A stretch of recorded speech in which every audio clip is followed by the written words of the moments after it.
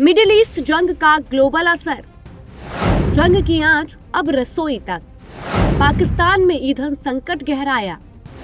भारत ने बांग्लादेश को भेजा डीजल। ईरान इजराइल अमेरिका युद्ध के कारण मिडिल ईस्ट में जारी तनाव का असर किचन से लेकर शेयर बाजार तक दिखने लगा है।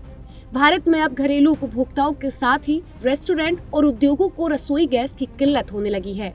केंद्र सरकार ने घरेलू और अस्पतालों को छोड़कर अन्य सेक्टर में कमर्शियल गैस आपूर्ति लगभग रोक दी है। इस वजह से देश की राजधानी दिल्ली के अलावा बैंगलोर, मुंबई, कोलकाता और लखनऊ समेत कई शहरों में रेस्टोरेंट बंद होने लगे हैं। केंद्र सरकार ने एलपीजी गैस सिलेंडर के दाम बढ़ाने के साथ गैस बुकिंग की अवधि को भी बढ़ा दिया है।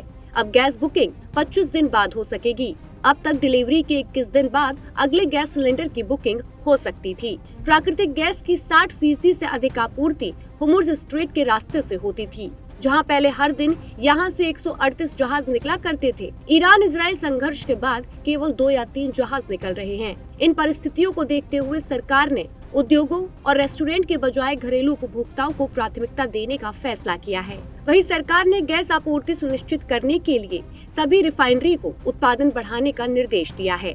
वहीं बैकअप प्लान के अंतर्गत केंद्र सरकार ने कनाडा, अल्जीरिया से गैस आयात करने की पहल की है। उम्मीद है कि जल्द ही इन देशों से भारत को गैस मिलने लगेगी। मीडिया रिपोर्ट्स के अनुसार बेंगलुरु के होटल संचालकों ने कहा है कि कमर्शियल एलपीजी की कमी के कारण आज से वे अपने होटल्स नहीं चला पाएंगे। वेस्ट एशिया में चल रहे युद्ध के कारण गैस की सप्लाई लगभग पूरी तरह से बंद हो गई है, जिससे रेस्टोरेंट चला पाना बेहद मुश्किल हो गया है। वहीं पुणे नगर निगम ने एलपीजी गैस की किल्लत के कारण शहर के सभी शमशान घाटों पर गैस से दाह संस्कार पर रोक लगा दी है। नगर निगम अधिकारी ने बताया कि एलपीजी की सप्लाई में आई कमी को मद्देनजर रखते हुए केंद्रीय पेट्रोलियम मंत्रालय के द्वारा जारी किया गया आदेश पालन में लाया गया है। मिडिल ईस्ट में आज जंग का 11वां दिन है। कई देशों में ईंधन संकट छाने लगा है, लेकिन भारत ने दावा किया है कि उसके पास पर्याप्त तेल भंडारण है। इसी वजह से भारत ने ईंधन पर एक बड़ा फैसला लिया है।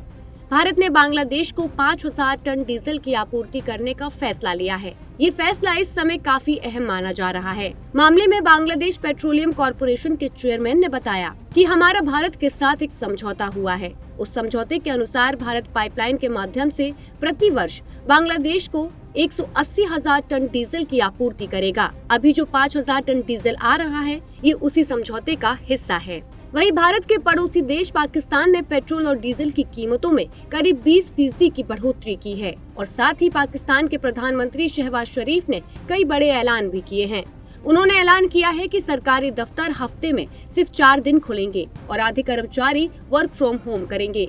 वहीं स्कूल 2 हफ्तों के लिए बंद रहेंगे। पाकिस्तानी न्यूज चैनल के अनुसार मंत्रियों और सलाहकारों के विदेश दौरे पर भी रोक लगा दी गई है। मंत्री 2 महीने तक वेतन नहीं लेंगे और सांसदों की सैलरी में 25% की कटौती होगी। वहीं पाकिस्तान में अब 2 महीने तक सरकारी गाड़ियों को 50% कम ईंधन मिलेगा। 60% सरकारी वाहन नहीं चलेंगे। मिडिल ईस्ट में जारी जंग का असर अब सिर्फ युद्ध के मैदान तक सीमित नहीं है। इसकी आंच दुनिया के आम लोगों की रसोई तक पहुंचने लगी है। भारत में गैस की किल्लत, रेस्टोरेंट्स का बंद होना और उद्योगों की रफ्तार धीमी होना, तो वहीं पाकिस्तान में ईंधन बचाने के लिए सरकार को सख्त कदम उठाने पड़ रहे हैं। अब सभी की निगाहें इस बात पर टिकी है कि मिडिल ईस्ट में जारी संघर्ष कब खत्म होगा, क्योंकि अगर जंग लंबी चली तो इसका असर सिर्फ सीमाओं पर नहीं बल्कि दुनिया की अर्थव्यवस्था और हर घर की रसोई पर और गहरा पड़ सकता है।